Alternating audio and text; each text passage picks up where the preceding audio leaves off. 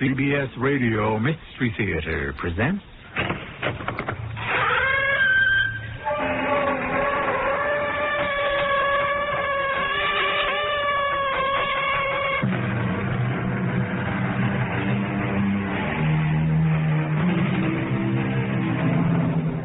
Come in. Welcome. I'm E.G. Marshall.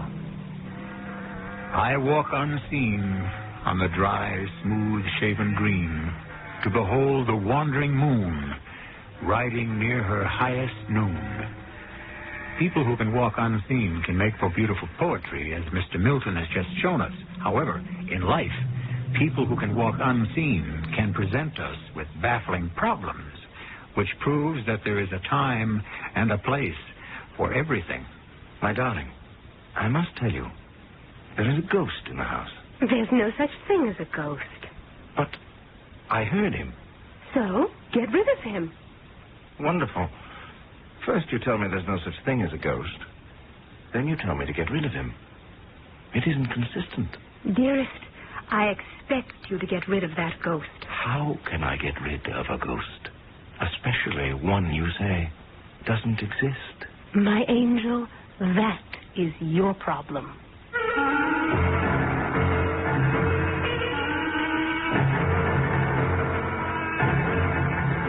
Our mystery drama, That's What Friends Are For, was suggested by a story by Rudyard Kipling and was written especially for the Mystery Theater by Sam Dan and stars Tony Roberts.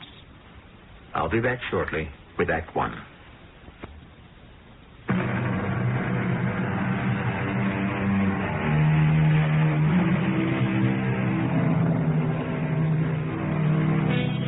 India, when Mr. Rudyard Kipling lived there, worked there, and dreamed there almost a century ago, was a country of some 300 million people, and more than twice that many legends, myths, fables, romances. Yes, it was a place that provided a feast for the imagination. And that was, well, because for many of its people, it would be the only feast they would ever know. James Waddington Tesser was a young subaltern in a regiment which, for reasons that have nothing whatever to do with our story, was called the Inextinguishables. He was spending the afternoon, as most young officers will, at the club, when he was informed that his khitmatgar, or houseboy, desired to see him on a matter of the greatest urgency. Yes, Ahmadine. There is news, Sahib. What sort of news? News of a fantastic nature. Well, if it better be to drag me away from the table just as my luck is changing. News one could hardly believe were it not for the fact that one's own ears give testimony. Am I to stand here forever, Ahmadine? Must I die of old age before I receive enlightenment? I command thee to transmit this news, Ahmadine. There is music. Yes? Music in the house of the Sahib. Art thou telling me that there is music in my quarters? Even so. That's impossible. Sahib, in the house, at this very moment, there is music. What kind of music? Music that is loud. Played by whom? Played by no one. There is music, and thou canst not see who plays it. Ahmadine, thou art a mudhead. Canst thou describe this music? It is the wailing music of the red-haired sahibs in the regiment who dress in the skirts of women. You mean the Highland Fusiliers? Bagpipes? Those leather skins in which are imprisoned the souls of the unburied dead who seek escape, but alas, their cries are unanswered. Right, that's enough, Ahmadine. Enough. Hey, the English, a foolish people. They refuse to understand the most simple things. My Sahib and I rushed to the house, and it was even as I told him. Oh, this is impossible. Hast thou searched the place completely? As your honor commanded. And there's no one about? No one, Sahib. But Someone's playing that music. Run back to the club and tell Horrocks Sahib I would see him at once. Lieutenant Horrocks Sahib was my lieutenant's friend and companion in mischief. The two were always getting into all sorts of scrapes. It was predicted that they would either end in jail or that one should become commander-in-chief of the army. What do you make of it, Billy? Jimmy, you've got yourself a ghost. Oh, there's no such thing as a ghost. Don't tell me. Speak to your Highland piper. A silly thing's been going on for hours. Well, there must be some explanation. Well, where can the chap be hiding? Perhaps he doesn't have to hide. You see, the fact is, he's invisible. Well, now you're going too far. He's a ghost. I can't believe that. Jimmy, how can you believe anything else? How long is he going to keep playing? He sounds like a fellow who seems to be settled in. Don't say that. I'm sorry. Billy, what am I going to do with... Oh, good Lord. What's the matter? Melisande. Oh, yes, I'd clean forgotten. I'm going to marry the girl. And bring her here. Yes, here. I'm sick. He stopped. Oh, I hope it's for good. Melisande. Would she live here with me and this ghost? I don't know. Well, if she loves me enough, she'll just have to put up with it. I'm not sure it has anything to do with love. It hasn't? No, dear chap, it takes a special kind of woman to tolerate this sort of thing. Do you expect Melisande to walk out on me? No, I'm just trying to provide for your interests as a true friend should. Because the likelihood is that Melisande will walk out on you. I couldn't blame her. I really couldn't. But if Melisande breaks our engagement, what's going to happen to her? No, don't be concerned. If it's absolutely necessary, I'll marry her myself. Oh, thank you very much. Fancy it, isn't that what friends are for? Ahmed, said I to myself, is that what friends are for in truth? The fair Melisande, they called her. How difficult it is to understand the English. Fair to look upon, a bit too pale, a trifle too thin. But what do the English know of beauty? The very next day... Good morning, Amadine. Thy master is not at home, I trust. No, Mem Sahib. He is with the regiment. Good. I have some work to do about the house. Work? Yes. I shall surprise him, Amadine. Thou must not say I have been here. I intend to measure all the windows so that I may have curtains made. Oh, we shall transform this place. Did the heaven-born say transform? Yes. Make it a fit and proper place for civilized society. Why, just look at the place. No end of a mess. And the smell. The smell, Mem Sahib? Of guns and oil and saddle leather.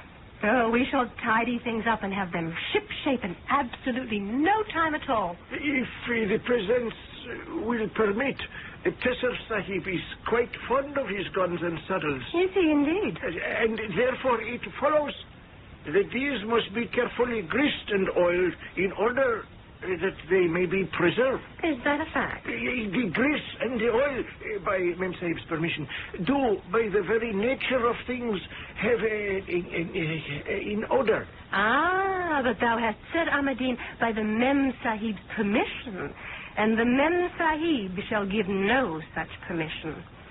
Oh? No. He can store the smelly things in the barracks, or the stables, or wherever. It's no concern of mine, nor of thine, Amadine. No longer shalt thou waste time cleaning foul-smelling guns and polishing malodorous leather. Instead, thou shalt be free to pursue more domestic exercises. It shall be ever as the Radiant One commands. Has this news been communicated to Tesser Sahib? Oh, yes. It was discussed and decided upon. One would have thought Tesser Sahib would sooner give up his right arm then to expel his precious riflery and saddlery. Ah, Medine, it was a sacrifice he had to make on the altar of love. Am I to understand that Mem Sahib said in her voice that shames the nightingale, choose betwixt me and thy saddles and thy gun? It was exactly what was said, and graciously did he agree. How not? And thou, too, wouldst have done the same thing for one that had captured thine own heart, Ahmadine. If the Mem Sahib will permit, I should not... Wait, thy time wilt come, and she will tie a noose about thine heart, and for the love of her shalt thou, too, sacrifice all. But I see that thy master has not lived up to his agreement. The guns and the saddles still disgrace these rooms. Now then, Ahmadine, gather these smelly things together and place them in the stable. A pipe? Look thou outside, Ahmadine. Do the Scottish Fusiliers parade today? If the Mem Sahib will permit, the music does not come from without. It does not? No, it arises from within. From within? Have we a piper in the house? It is even as the Mem Sahib says. A piper? How intriguing. Here, in the house? Where? If it should please the Sublime One, everywhere. Everywhere? What dost thou mean, everywhere? With the Resplendent One's permission, he is right here. Who is right here? The one who has imprisoned the souls of the unburied dead. That shall be absolutely enough of that nonsense. A bagpipe is a musical instrument. That is, it is an allegedly musical instrument. It is not a repository for... Oh, what superstitious rot. Where is this piper? The piper, if it pleases the Glorious One, does not exist. Then how can he play? He is here, in spirit. Oh, is he then a ghost? Oh, how wise is the all-knowing one. I won't have ghosts prowling about. Silent ones are bad enough. But a ghost who is unmannerly enough to play the bagpipes. No, Ahmadine. Get rid of him. Immediately. The foolish English. Can we, the living, command the dead? I can only say she met my master, Tesser Sahib, that afternoon at Pauletti's, where the English gather to take tea, to dance, to flirt, and to get themselves deeper and deeper into trouble. Sorry to be late, Melisande, my darling. I dare say, my angel. Do I detect that small cloud, no larger than a man's hand, forming on the horizon? It is forming right here, at this table. My dearest, this is the eve of our wedding. Our wedding is still a month away. No, poetic license. You are not entitled to take poetic license, because you are not a poet. You are something even worse. You are a practical joker. My sweet. What is the meaning of that dreadful piping? Oh, that. Yes. Melisande, I don't know what to say. The house is haunted. Yes? By the ghost of a piper. There is no such thing as a ghost. But you heard him, didn't you? Get rid of him. Well, first you tell me there's no such thing as a ghost, and then you tell me to get rid of him. It isn't consistent. Wasn't it an American who said that consistency is the hobgoblin of little minds? What else could you expect from an American? My beloved, I expect you to get rid of the ghost. My sweetest, how can I get rid of a ghost? Especially one that doesn't exist. My angel, that is your problem. How easily some ladies can clarify the most vexing of situations. However, ghosts do have a reputation for, shall we say, stickiness. Once you get one on the premises, he's very hard to shake loose. Who is this ghost? Assuming, of course, that there is such a thing as a ghost in the first place. Perhaps enlightenment awaits us in Act 2 shortly.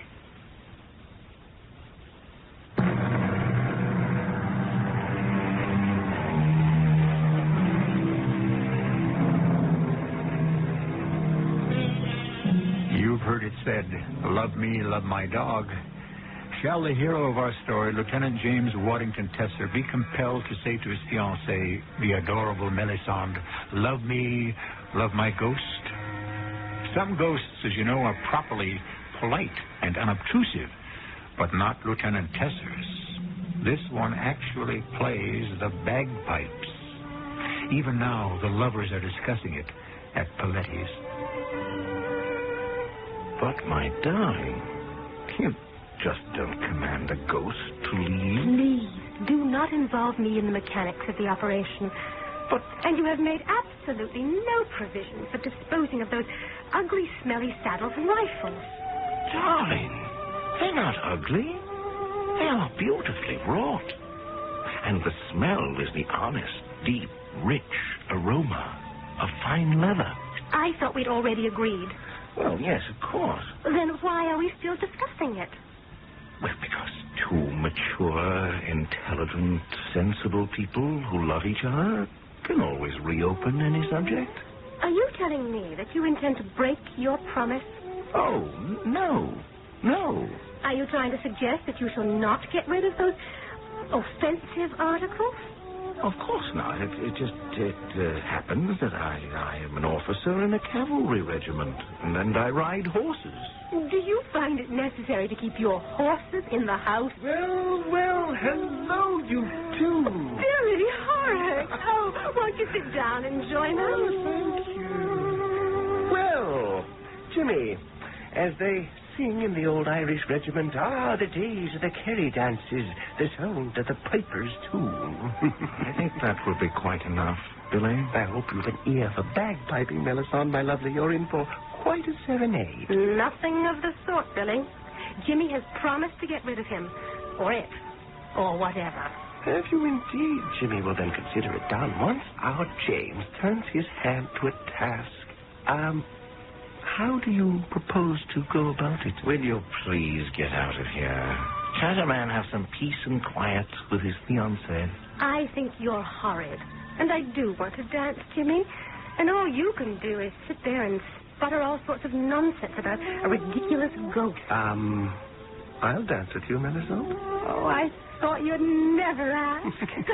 Excuse us, old man.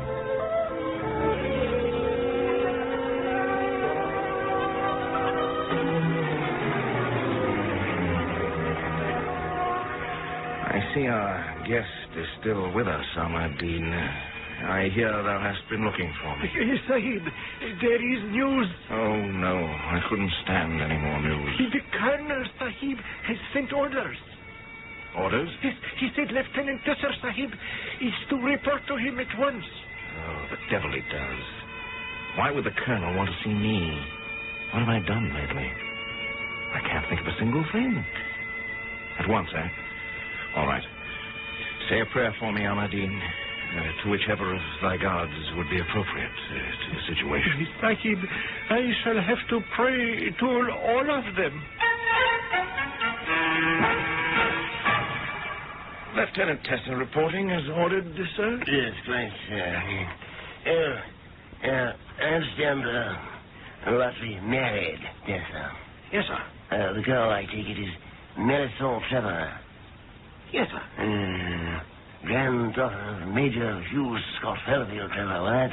I believe so, sir. Splendid officer.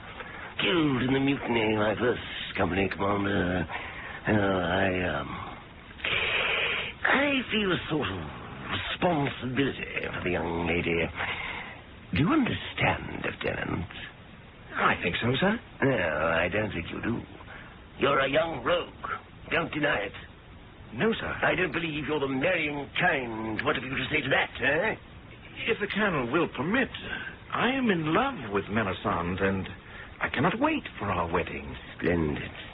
Because, Lieutenant Tesser, if you do anything to hurt that girl, to disappoint her, to spoil her happiness, in short, should you change your mind about this marriage... But, sir, nothing in the world could ever prevent our marriage. I'm gratified to hear that, because should you leave her waiting at the church, I promise you that I shall make your life hell on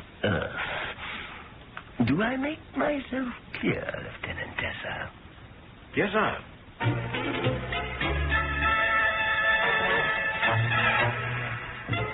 My darling. Well, my dearest, are we setting a pattern? I was delayed. Obviously. Does this mean I can always expect to be kept waiting? This was all being done in your interest. I was examining the house thoroughly, inside and out, top, bottom, in hope of exorcising that confounded ghost. Oh, you were doing it in my interest. I would assume that it was being done in our interest. Yes, well, of course, naturally. I find absolutely no trace of a tangible or intangible being of any sort, form, or shape. Are you saying you cannot get rid of it? My darling, could there be a chance that perhaps we might become used to it? Used to that infernal din? I'm just trying to make the best of the situation. No, my precious. The way to make the best of the situation is to put an end to the situation. But... Now, let us address ourselves to more pleasant situations. Do you know who I met in Hamilton's just about an hour ago? The Colonel. The Colonel? Your commanding officer. Colonel Desbroses. Dear Desi. Desi? I used to call him that when I was a little girl. He would ride me on his knee. How is that scoundrel Tessa? He asked. If he gives you any trouble, come to me. I'll put the bit between his teeth soon enough. Oh, he's so thrilled at being invited to the wedding. He was overjoyed when I asked if he would give the bride away.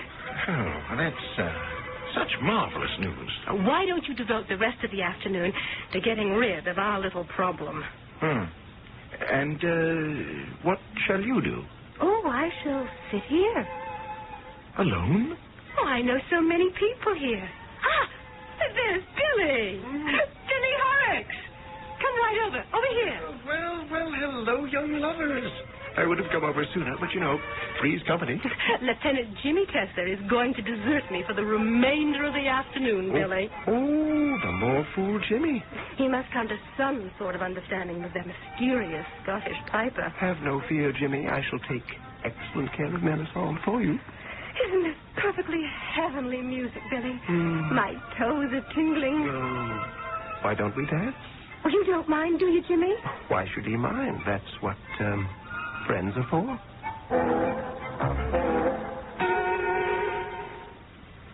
Ahmadine, come here. What is the wish of the protector of the poor? What dost thou make of this confounded serenade? The spirits have invaded this house. Assuming that's true, how do we rid ourselves of the blooming creatures? Does the heaven-born wish to drive out the spirits? Something like that. If his unimportant person may suggest, there is but one way. Yes? Burn down the house. No, Ahmadine, I don't think so. Then one must learn to enjoy it. See? It does not play all the time. Only when it is moved by some great sorrow. And then it pours out its heart. Wait. Why do I talk to thee, Ahmadine? This is not one of thy native spirits. What would such kind know of bagpipes? No. This is a Scottish spirit. The thing is plain. Plain, Sahib? Yes. Listen closely. Go thou to the regiment of the red-haired sahibs, those who wear the short skirts of ladies, and tell the pipe sergeant major that I wish to speak with him. At once. Pipe Sergeant Major Cathcart McMoney's reporting, sir. Stand easy, Sergeant Major. This is unofficial business. Yes, sir. Now, can you tell me, is there a piper missing?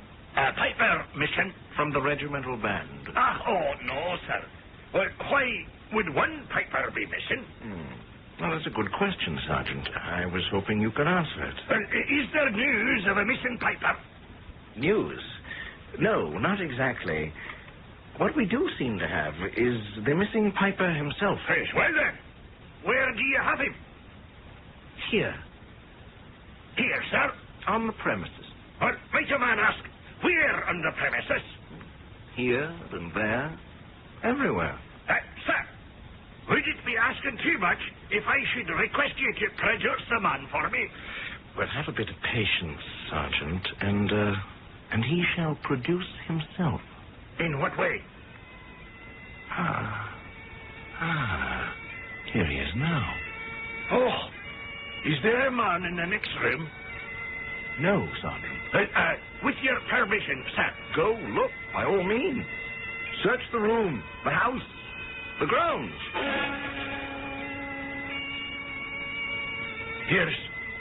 There's no one here. My point exactly, Sergeant. And yet, 'tis plain, 'tis a pipe. Yeah, a pipe. Who can it be? Well, No, it can never be. But who else? What are you saying, Sergeant? Stewart, man. 'Tis Jock Stewart.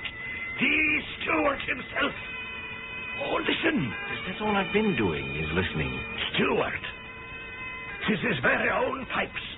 The ones he made with his own hands. Oh, yes. He was the greatest of us all. A poor fella. Poor fellow. He died. In battle? Oh, no, sir. Much worse. I've a broken heart. Oh, yes. This is the song. I remember he played it. 'Tis called I Shall Die For You. Oh, beautiful melody. You mean there is a melody? You know what they say.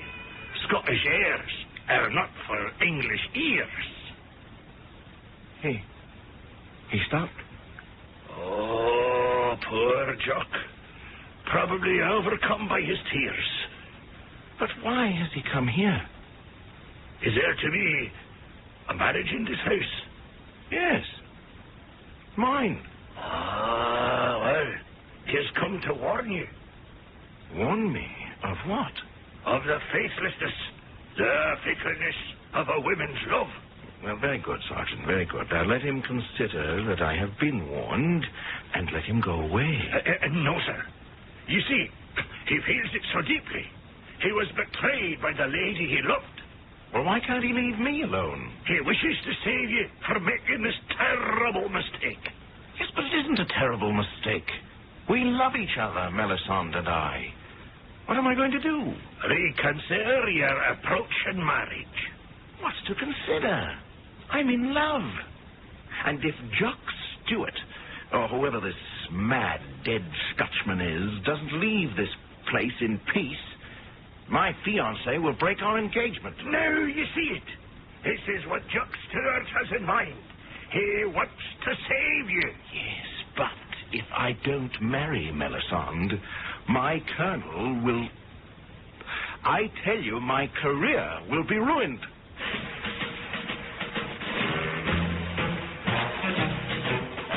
Choices, decisions.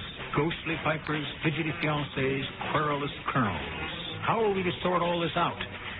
And to top it off, we're in India.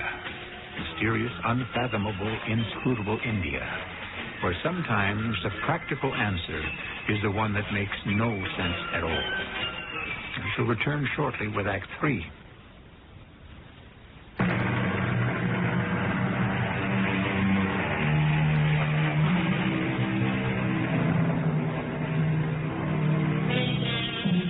Ghosts are certainly not strangers in our literature. We've had all kinds. We've had ghosts from all walks of life and most occupations. However, musical ghosts are somewhat rarer than most. That is, if you want to call a ghost that plays the bagpipe musical. Yes, 'tis Jock Stewart playing.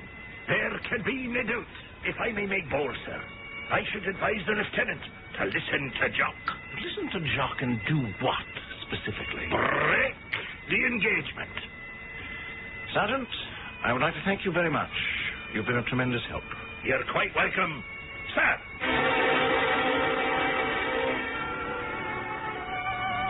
My darling, I've been looking for you. Angel, where else would I be on an afternoon except here at Pilates? Yes, of course. Then it's settled. Settled? What is settled? The affair of the ghost. I assume it must be, or else you will be back at the house taking care of it. Well, we do seem to have a problem. Oh? The ghost seems to resist all attempts to evict it. Jimmy, darling, have you ever asked yourself why? Why? Why what? Why the thing has seen fit to, well, let us say, concertize in your quarters? No, we no longer need to call it a thing. It's been identified by the pipe sergeant of the Highland Fusiliers as a certain Jock Stewart. Indeed. Mm-hmm. It seems that this Jock Stewart is dead. Why should this Scottish bagpiper decide to haunt you, of all men in India? Well, because... Oh, I don't know. You don't? Oh, really, the whole thing is ridiculous. Perhaps not. Now, have you ever murdered anyone? Certainly not. Then, this Stewart, would you have wronged him in any way? I never even knew anyone named Stewart. Well, hello. Oh, Billy! It's so good of you to drop by. Jimmy, I passed by your quarters just a while back. That ghostly old Highlander is still concertizing. Plays some catchy tunes, what? Say, shouldn't you be back at Regiment? Whatever for?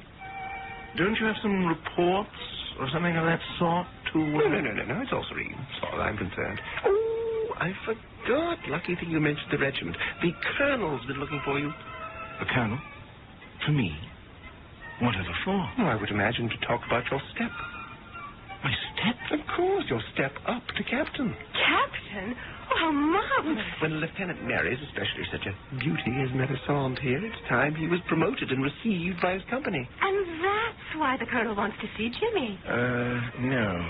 Somehow I don't think so. Oh, my darling, you're so modest. Go to the colonel. Immediately. But I shall be leaving you alone again. Oh, I shall not be alone. Billy Horrocks is with me. Yes. Billy. I really cannot impose on you to keep my fiancée company. Oh, why not, dear chap? Isn't that what friends are for?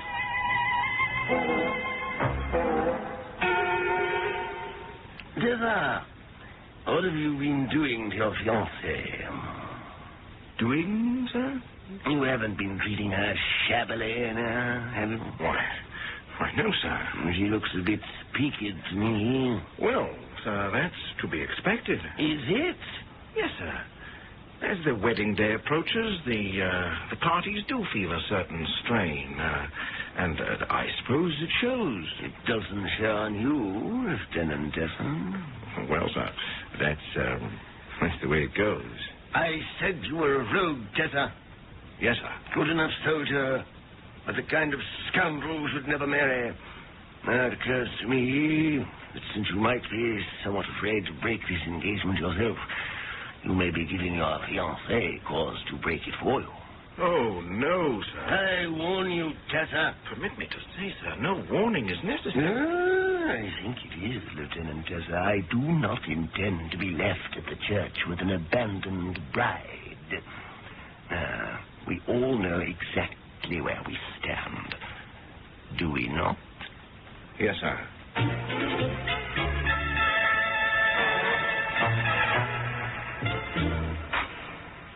Ahmadine. Ah, the presence has returned. Has the music stopped? It comes, it goes. Ahmadine, what am I going to do? How am I going to get rid of this ghost? We must call Hunifa.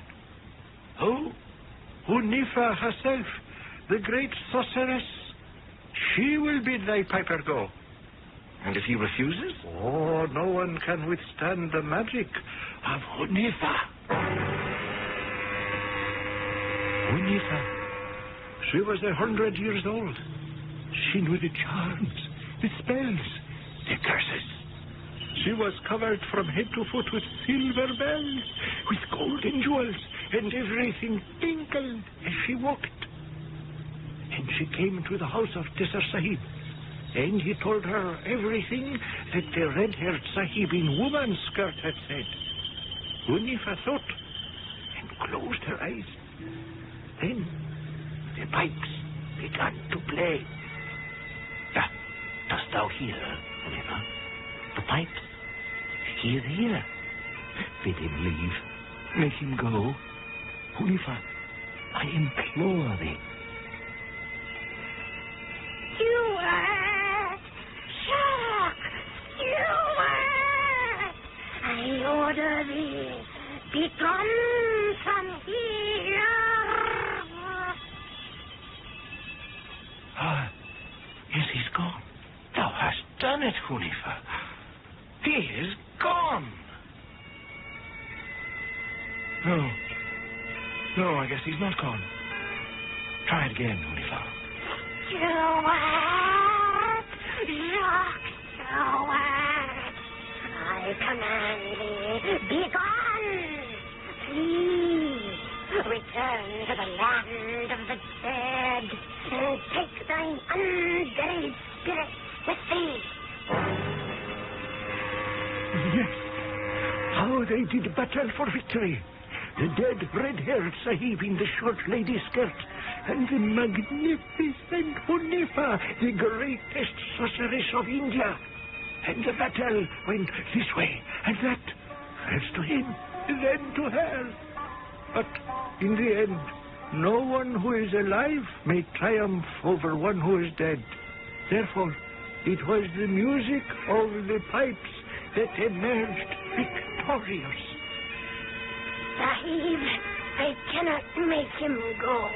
But you must. No, he sings the song of Vish, the goddess of true love. You don't understand. Yes, Vish bids him play in the home where love must fail. And until the Sahib tells his fiancée that all must be over, the red-haired one shall make his music here. But I can't do that. The goddess has spoken. Who can turn the will of the goddess? There was no more that my Sahib could say to her. Oh, my poor Sahib shook his head and then bade me harness the mare to the carriage and drive him to Paletis. Melisande, my dearest. Back so soon? Oh, that must mean good news. Good news. You've finally gotten rid of that silly noise.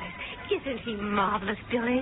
Congratulations and salams, all that sort of thing. The truth is, Melisande, my precious, I haven't gotten rid of it. Oh? And what's more, I'm sure I never will get rid of it. Then, Jimmy, you place me in an extremely uncomfortable situation. I don't know what to tell you, my dearest. Jimmy, I love you. But perhaps I do not love you strongly enough to live with that unearthly wailing forever. I understand, my darling. So, therefore, I must release you from your promise. Oh, no, you can't do that. Well, yes, I suppose you can. Poor Jimmy. He's too much of a gentleman to say that if he breaks the engagement, the Colonel will ruin his career. Oh, no. Oh, yes. But, Jimmy, you're not the one who's breaking the engagement. I am. Doesn't matter. The Colonel will believe that Jimmy drove you to it. Oh, this is awful. I simply could not ruin your career. There may be a way out. Now, listen, the Colonel has said, I do not wish to be left at the church with the abandoned bride. He really doesn't care who marries Melisande. How can you say that? As long as she's happy. And she will be. She'll walk down that aisle glowing, radiant. All we need to do is change the groom. You mean that Melisande should marry someone else? Oh, why not? The present arrangement is making everyone unhappy, isn't it? Well, who should she marry? Me. You? Why not? Melisande, what do you say to all this? It would appease the Colonel. You see, old chap, Melisande would be spared the ordeal of the bagpipes, you could look forward to a glorious career in Her Majesty's forces. Billy, I couldn't ask you to make such a sacrifice just for me. But of course you could, Jimmy. After all, isn't that what friends are for? Ahmad-Din, where is the saddle soap and the polish? Thou hast long enough neglected thy duties. I even now have them in hand and proceed through the task. Has there been any music today? No, Sahib. The red-haired ghost has released his devils and betaken himself to Gehenna, or to wherever it is that such sahibs go. She was right, Hunifa. And so was the pipe sergeant major. Each of them said, as soon as the marriage contract to my fiancée would be broken, the piper, poor Jock Stewart, would go away and leave us in peace. Dost thou agree, Ahmad-Din? It is even as the anointed one suggests. What is that grin? Dost thou make sport of me? Oh, I dare to make sport of the center of the universe? Why, I shall be consumed by flames. Go about thy duties, Ahmad-Din, and do not speculate in matters that concern thee not. But I have speculated already. Did my master rue his decision to marry a woman who would make him get rid of the things he held dear? Did he then arrange somehow to hire a piper whom he was able to hide somewhere? Or did the lady herself rue her choice and plan with Horak Sahib along similar lines? Or was there in fact and in truth a ghost? Yes, I know what I believe. And do you, Sahibs and Sahibas, do you know likewise? Well, do you? It was Mr. Kipling himself who said that anything can happen in India, and that everything does. Was it Lieutenant Tesser who arranged the plot? Was it a ghost piper? Perhaps. And this would be in keeping with India. Was it both? I'll be back shortly.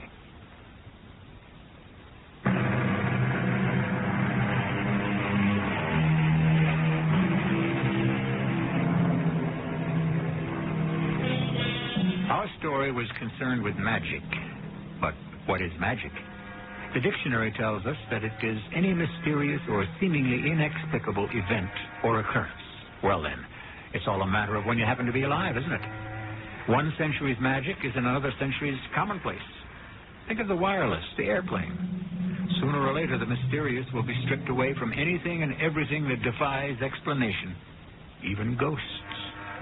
Our cast included Tony Roberts, Diana Kirkwood, Russell Horton, and Earl Hammond. The entire production was under the direction of Himan Brown.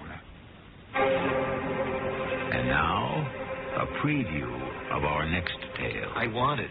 It's had quite a few owners. I'd have to inquire about the asking price. I want that house. Mr. Steers, naturally I'd be pleased to make the sale. But do you mind telling me why you're so set on buying this particular house? I want it.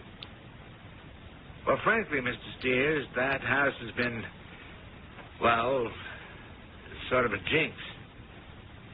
Everyone's enchanted with the house when they first see it, but once they've moved in, they take a dislike to it. They tell strange tales about strange goings-on. Like what? Oh, sobbing at night, restless footsteps on the stairs. Oh, I know, those are the standard complaints when a house has the reputation of being haunted, but everyone who's lived there said the same thing. This is E.G. Marshall inviting you to return to our Mystery Theater for another adventure in the macabre. Until next time, pleasant dreams.